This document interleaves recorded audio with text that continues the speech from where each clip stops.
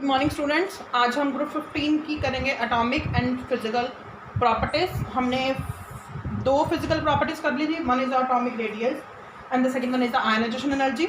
आज हम नेक्स्ट करेंगे physical properties, this is the electronegativity. अब अगर हम इलेक्ट्रोनेगेटिविटी की बात करें तो आपको पता है इलेक्ट्रोनेगेटिविटी क्या होती है। It is the tendency of an element to attract the shared pair of electron between the two covalent bonded atom. Let's suppose जैसे हमारे पास कोई भी ए और बी दो एलिमेंट हैं, वो एलिमेंट आपस में एक दूसरे से कोवेलेंट बॉन्ड से जुड़े हुए हैं और जिस भी एलिमेंट की इलेक्ट्रोनेगेटिविटी ज़्यादा होगी वो एलिमेंट क्या करेगा, इस बॉन्ड के इलेक्ट्रॉन को अपनी तरफ खींच लेगा। तो हम कह सकते हैं कि उस एलिमेंट की क्या है, इलेक्ट्रोनेगेटिविटी हाई है। तो इलेक्ट्रोनेगेटिविटी मतलब इलेक्ट्रॉन लेने से उसके ऊपर क्या आ जाता है, नेगेटिव चार्ज। और वो कौन से इलेक्ट्रॉन को लेता है, जो दो एटम के बीच में इलेक्ट्रॉन शेयर हो रखे होते हैं। अगर हम ग्रुप 15 के एलिमेंट्स की बात करें वो क्या है, नाइट्रोजन, फास्फोरस, आर्सेनिक, एंटीमनी और bismuth. As we know we are moving from top to bottom, the atomic radii is increase. atomic radii increase होने से आयनाइजेशन एनर्जी क्या हो जाती है, डिक्रीज। आयनाइजेशन एनर्जी डिक्रीज होने से इलेक्ट्रोनेगेटिविटी भी क्या हो जाती है, decrease. As you have done in a group 16, 17 and 18 कि एलिमेंट का जितना साइज इंक्रीज होता है उसकी tendency to attract the electron उतनी डिक्रीज होती है और इलेक्ट्रोनेगेटिविटी क्या हो जाती है, लेस। क्लियर है बेटा। तो हम कह सकते हैं कि जो एटॉमिक रेडियाई है it is inversely proportional to electronegativity. By this trick we can learn this property. The next one is the melting and boiling point.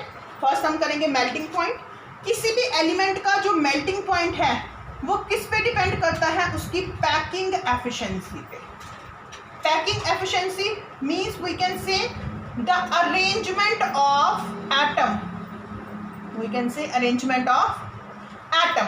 Let's suppose अगर हम बात करें मेल्टिंग पॉइंट तो हम किसको मेल्ट कर सकते हैं, हम सॉलिड को मेल्ट कर सकते हैं। जब सॉलिड मेल्ट होगा तो it is change into a liquid. तो अगर मैं सॉलिड की पैकिंग एफिशिएंसी या अरेंजमेंट की बात करूं तो सॉलिड में पार्टिकल्स एक दूसरे से टाइटली पैक्ड होते हैं, they have a strong force of attraction, उनकी पैकिंग ज़्यादा होती है। तो जब हम उसको मेल्ट करेंगे तो मेल्ट करने से it is change into a liquid. तो इसी पैकिंग एफिशिएंसी के बेस में in case of a group 15 अगर हम नाइट्रोजन, फास्फोरस, आर्सेनिक, एंटीमनी और बिस्मथ का मेल्टिंग पॉइंट देखते हैं तो पहले मेल्टिंग पॉइंट नाइट्रोजन से आर्सेनिक तक इंक्रीज होता है, उसके बाद antimony to bismuth melting point is decrease. ऐसा क्यों हुआ, क्योंकि from moving from top to bottom हमारे पास क्या हुआ, एटॉमिक रेडियस बढ़ा। एटॉमिक रेडियस बढ़ने से हमें पता है स्क्रीनिंग इफेक्ट बढ़ता है। स्क्रीनिंग इफेक्ट क्या होता है, D and F orbital increase, participation of D and F electron is increase. हम और क्या बोल सकते हैं, ionisation energy decrease, electronegativity decrease और उसकी जो ऑक्सीडेशन स्टेट है वो +5 की बजाय +3 स्टेबल होती है। अब +3 ऑक्सीडेशन स्टेट स्टेबल है किस केस में, इन केस ऑफ एंटीमनी और बिस्मथ। तो वो 3 कोवेलेंट बॉन्ड बना सकता है due to inert pair effect instead of making a 5 covalent bond. क्यों, क्योंकि हमारे पास एंटीमनी और बिस्मथ की +3 ऑक्सीडेशन स्टेट होती है और साइज बड़ा होने से उसकी पैकिंग एफिशिएंसी डिस्टर्ब हो जाती है, उनके बीच में वीक इंटरमॉलिक्यूलर अट्रैक्शंस आ जाती हैं, इंटर एटॉमिक इंटरेक्शन आ जाती हैं, जिसकी वजह से उसका मेल्टिंग पॉइंट बढ़ने की बजाय क्या हो जाता है, डिक्रीज। तो मेल्टिंग पॉइंट का आप अलग ऑर्डर करोगे, वो क्या ऑर्डर है बेटा कि नाइट्रोजन से आर्सेनिक की तरफ जाते हुए मेल्टिंग पॉइंट इंक्रीज होता है, उसके बाद एंटीमनी और बिस्मथ के केस में मेल्टिंग पॉइंट डिक्रीज होता है। क्यों, क्योंकि ये 3 कोवेलेंट बॉन्ड बना सकते हैं instead of 5 due to a inert pair effect and antimony and bismuth having a weak inter ionic forces due to large atomic radii. अब हम करेंगे बॉइलिंग पॉइंट। अब आपको पता है बॉइलिंग पॉइंट किसके ऊपर बेस्ड होता है, इंटर आयनिक इंटरेक्शन। और वो इंटर आयनिक इंटरेक्शंस कौन सी होती हैं, वंडरवाल इंटरेक्शन। अब अगर हम नाइट्रोजन से बिस्मथ की तरफ बात करें तो हमें पता है क्या होता है बेटा, साइज इंक्रीज होता है। साइज इंक्रीज होने से क्या होता है, सरफेस एरिया बढ़ता है। सरफेस एरिया बढ़ने से magnitude of the van der Waals force of attraction क्या होगा, इंक्रीज होगा, जिसकी वजह से बॉइलिंग पॉइंट क्या होगा, इंक्रीज होगा फ्रॉम नाइट्रोजन टू बिस्मथ। जैसे एक ये साइज है, this is a large size. अगर लार्ज साइज है तो इसके साथ ज़्यादा नंबर ऑफ मॉलिक्यूल्स जुड़ सकते हैं। अब जो ये ज़्यादा नंबर ऑफ मॉलिक्यूल्स जुड़ेंगे तो इनके बीच में वंडरवॉल फोर्स ऑफ अट्रैक्शन भी तो उतनी होगी। जैसे लेट्स सपोज इसके साथ कितने जुड़ रहे हैं, 2 तो 4 तो 6 तो 8 जुड़ रहे हैं, तो इसमें 8 वंडरवॉल फोर्स ऑफ अट्रैक्शन है। अगर छोटा सा साइज है तो इसके साथ कितने जुड़ सकते हैं, कितने जुड़े इसके साथ, 5। तो इसमें वंडरवॉल फोर्स ऑफ अट्रैक्शन क्या है, 5। तो हम कह सकते हैं कि साइज इंक्रीज होने से, अगर नाइट्रोजन से बिस्मथ की तरफ साइज इंक्रीज हो रहा है और you can say atomic radius is increase, then magnitude of van der Waals force increase, therefore the boiling point is increase from nitrogen to bismuth. Clear है बेटा। उसके बाद हम नेक्स्ट प्रॉपर्टी करेंगे डेंसिटी।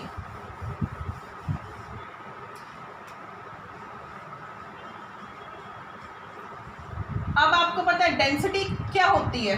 अगर हम डेंसिटी के फॉर्मूले की बात करें, it is a mass by volume. अब ये मास बाय वॉल्यूम क्या है, अगर हम कहें कि अगर हम नाइट्रोजन, फास्फोरस, आर्सेनिक, एंटीमनी और बिस्मथ की तरफ जाते हैं, तो नाइट्रोजन से बिस्मथ की तरफ जाते हुए हमारे पास जो एटॉमिक रेडियस है, जो एटॉमिक रेडियाई है, वो इंक्रीज होता है। But in case of antimony और बिस्मथ जितना इंक्रीज होना चाहिए था एटॉमिक रेडियस, उतना इंक्रीज नहीं होता।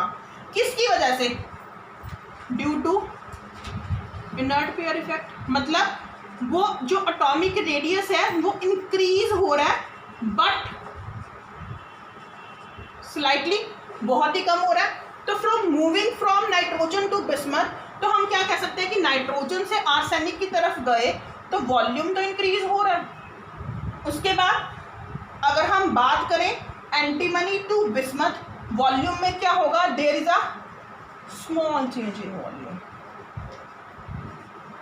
तो जिस तरीके से उनका वॉल्यूम इंक्रीज होना चाहिए था वो एक रेगुलर पैटर्न शो नहीं करता। तो हम डेंसिटी को वॉल्यूम के बेस पे एक्सप्लेन ना करके किस बेस पे एक्सप्लेन कर देते हैं, मास के बेस पे एक्सप्लेन कर सकते हैं। हमें पता है जब नाइट्रोजन से बिस्मथ की तरफ जाते हैं तो इसकी तरफ जाते हुए क्या होगा बेटा, एटॉमिक रेडियाई इंक्रीज। अब एटॉमिक रेडियाई इंक्रीज होने से क्या होगा, एटॉमिक मास इंक्रीज। जब एटॉमिक मास इंक्रीज होगा तो mass is directly proportional to density, therefore density will increase from nitrogen to bismuth. Clear है। उसके बाद हम करेंगे metallic and non metallic character.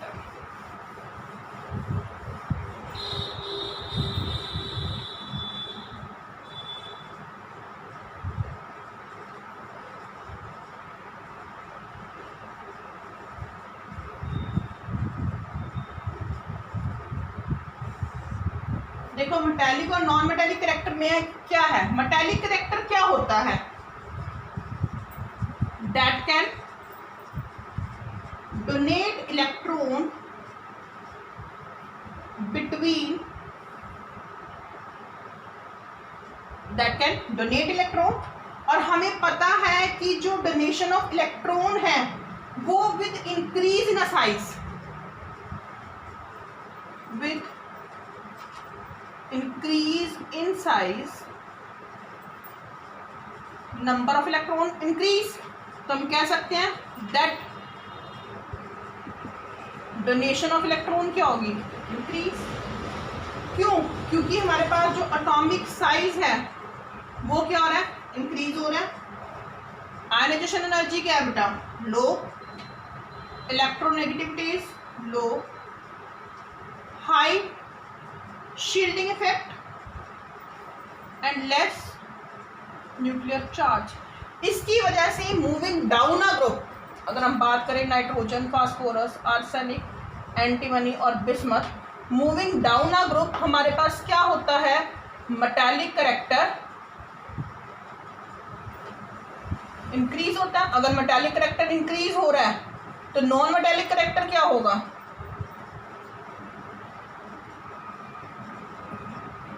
Decrease होगा। कह सकते हैं मेटालिक का उल्टा क्या होगा, नॉन मेटालिक कैरेक्टर। ऐसा क्यों हुआ, जो नाइट्रोजन और फास्फोरस हैं दीज आर नॉन मेटल। क्या रीजन है, ये दोनों नॉन मेटल क्यों हैं, क्योंकि इनका स्मॉल साइज है। स्मॉल साइज होने से क्या है, हाई इलेक्ट्रोनेगेटिविटी है। अब हाई इलेक्ट्रोनेगेटिविटी है तो they can easily accept the electron, और जब वो इलेक्ट्रॉन को एक्सेप्ट करेंगे, हमने कहा मेटालिक कैरेक्टर क्या होता है, which can donate the electron. अब ये इलेक्ट्रॉन को एक्सेप्ट करेंगे तो they are a non metal. But in case of a bismuth, size बढ़ने से हम बिस्मथ में कह सकते हैं इट हैज लार्ज साइज। अब इसका साइज बड़ा है तो इसकी आयनाइजेशन एनर्जी क्या होगी, कम, इलेक्ट्रोनेगेटिविटी भी क्या होगी, कम। तो ये कैसे, it can accept the electron, ये इलेक्ट्रॉन को एक्सेप्ट करेगा। क्यों, क्योंकि इसकी इलेक्ट्रोनेगेटिविटी क्या है, लो। तो ये कैसे बिहेव करेगा बिस्मथ, मेटल। और जो आर्सेनिक और एंटीमनी की बात करें बेटा, ये क्या है, they are having a intermediate properties. इनकी प्रॉपर्टीज क्या होंगी, इंटरमीडिएट होंगी। ये दोनों नॉन मेटल है, ये क्या है, मेटल। तो they will be behave as a metalloid. तो हम इसको समराइज कर सकते हैं, on moving from nitrogen to bismuth क्या हो रहा है, metallic character increase and non metallic character decrease. Clear है बेटा। उसके बाद देखो नेक्स्ट प्रॉपर्टी, आई होप बेटा आपको समझ आ रहा होगा। अगर कोई भी डाउट होगा you can ask and comment. Next देखो, next physical properties, atomic state.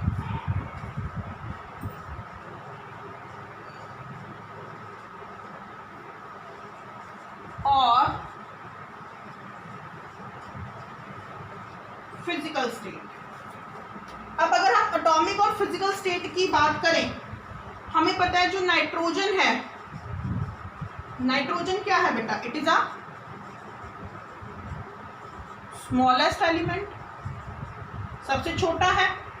इसकी आयनाइजेशन एनर्जी क्या है, हाई। इलेक्ट्रोनेगेटिविटी क्या है इसकी, high.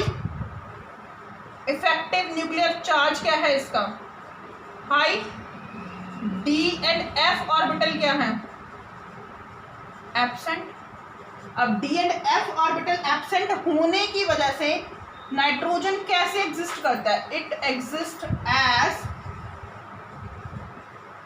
Diatomic form and act as a gas at room temperature. तो ये बेटा आपका एक क्वेश्चन भी बन जाता है, क्या बन जाता है कि नाइट्रोजन N2 की फॉर्म में एग्जिस्ट करता है और वो रूम टेम्परेचर पर गैस है, क्यों। तो ये इस क्वेश्चन का क्या हो गया रीजन, क्या रीजन हुआ कि नाइट्रोजन का स्मॉल साइज है, इलेक्ट्रोनेगेटिविटी हाई है, आयनाइजेशन एनर्जी भी हाई है, effective nuclear charge is high and D and F orbital क्या है, एब्सेंट। बट अगर हम ग्रुप 15 के अदर एलिमेंट्स की बात करें, अदर एलिमेंट कौन से हैं, फास्फोरस, आर्सेनिक, एंटीमनी और बिस्मथ, ये कैसे एग्जिस्ट करते हैं, दे आर एग्जिस्ट एज टेट्राटॉमिक। और कैसे हैं, सॉलिड एट रूम टेम्परेचर। अब ऐसा क्यों हुआ, क्यों है, क्योंकि हमें पता है on moving from nitrogen to phosphorus, arsenic, antimony and bismuth, अगर हम बात करें तो क्या होता है, साइज इंक्रीज होता है। साइज इंक्रीज होने से डी एंड एफ ऑर्बिटल भी क्या होता है, इंक्रीज होता था, participation of an D and F orbital. जब डी एंड एफ ऑर्बिटल का पार्टिसिपेशन ज़्यादा हो जाता है तो हम ये भी कह सकते हैं इसके साथ साथ वंडरवाल फोर्स भी इंक्रीज होता है। वंडरवाल फोर्स इंक्रीज होने से ये कैसे एग्जिस्ट करेंगे, एज अ सॉलिड फॉर्म, तो phosphorus P4, arsenic 4, antimony 4, but जो बिस्मथ है वो बिस्मथ 4 की फॉर्म में एग्जिस्ट नहीं करता। क्यों? क्योंकि बिस्मथ क्या है? मेटल है, और मेटल कैसे एग्जिस्ट करते हैं? जैसे आप सोडियम का लिखते हो Na, मैग्नीशियम का लिखते हो Mg, कभी आपने देखा है इसके किसी भी मेटल के साथ आपने उसको Fe2 टाइम्स, Cu2 टाइम्स या ऐसे सिंबल लिखे हैं? नहीं। But non metals diatomic form में एग्जिस्ट कर सकती हैं, वो टेट्राटॉमिक, ऑक्टाटॉमिक, ट्राइटॉमिक फॉर्म में एग्जिस्ट कर सकते हैं, बट मेटल हमेशा कैसे एग्जिस्ट करती है? मोनो एटॉमिक फॉर्म में। और अगर आप पूछे कि बिस्मथ ऐसा क्यों शो कर रहा है? Because of their metallic character. इसमें मेटालिक करेक्टर बिस्मथ का क्या होता है? ज़्यादा, और उसके साथ हम ये वाले रीजन लिख सकते हैं। क्लियर है बेटा? इसके साथ अब हम नेक्स्ट करेंगे लास्ट फिजिकल प्रॉपर्टी। वो लास्ट कौन सी है physical properties? Bonding. You can से p-pi बॉन्डिंग। अब आपको पता है जो पाई बॉन्ड है, पाई बॉन्ड कैसे बनता है? पाई बॉन्ड कैसे बनता है? By a side wise overlapping of orbital. But अगर हम हाइब्रिडाइजेशन के कॉन्सेप्ट से देखें तो हाइब्रिडाइजेशन का कॉन्सेप्ट कहाँ अप्लाइड होता है? Only in case of a sigma bond. Pi bond में हाइब्रिडाइजेशन का कॉन्सेप्ट अप्लाई होता ही नहीं है। तो अगर हम नाइट्रोजन की बात करें, नाइट्रोजन कैसे एग्जिस्ट करता है? As a N2। एक नाइट्रोजन दूसरे नाइट्रोजन के साथ जुड़ रहा है। नाइट्रोजन का एटॉमिक नंबर कितना है? 7। It's configuration is 1s2, 2s2, 2p3। अगर 2p3 है तो हम इसको लिख सकते हैं 2s2, 2px1, 2py1, 2pz1। ऐसी दूसरा नाइट्रोजन है, इसमें भी क्या है? 2s2, 2px1, 2py1, 2pz1। और नाइट्रोजन के बीच में आपको पता है क्या आता है? Triple bond. इन ट्रिपल में से एक सिग्मा और 2 पाई बॉन्ड है। अब अगर 3 ऑर्बिटल्स हैं, this is a nitrogen, px, py, pz। ऐसी दूसरा नाइट्रोजन है, px, py, pz। तो सिग्मा सिग्मा की ओवरलैपिंग से क्या बन गया? सॉरी, एक्स ओवरलैपिंग से क्या बन गया? सिग्मा। वाई वाई की ओवरलैपिंग से क्या बन गया? 1 पाई। और जेड जेड की ओवरलैपिंग से क्या बन गया बेटा? दूसरा पाई। तो एन और एन के बीच में ट्रिपल बॉन्ड। तो एक एन का भी क्या पार्टिसिपेट कर रहा है बेटा? पी। और दूसरे एन का भी क्या पार्टिसिपेट कर रहा है? पी। तो हम कह सकते हैं कि नाइट्रोजन में कौन सी बॉन्डिंग है? पी पाई बॉन्डिंग है। और क्यों कह सकते हैं ऐसा कि नाइट्रोजन के केस में अगर हम बात करें, नाइट्रोजन के केस में डी ऑर्बिटल एब्सेंट होता है।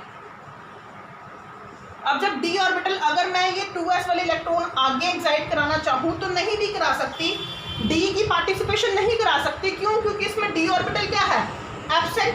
बट अगर हम इसके दूसरे एलिमेंट की बात करें, दूसरे एलिमेंट कौन से?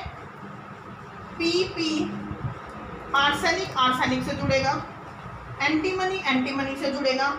इनके बीच में क्या होता है बेटा? Single bond. और आपको पता है सिंगल बॉन्ड क्या होता है? सिग्मा बॉन्ड होता है। अब ये क्या करता है? ये कौन सी बॉन्डिंग बनाता है? ये P pi D pi bonding बनाता है। क्यों? क्योंकि इन सब में डी ऑर्बिटल क्या होता है?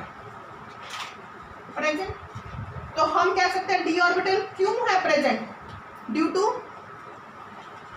Increase in size. Size increase होने से participation of D orbital take place, then it form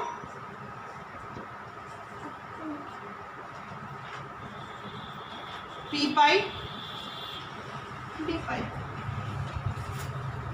clear है बेटा?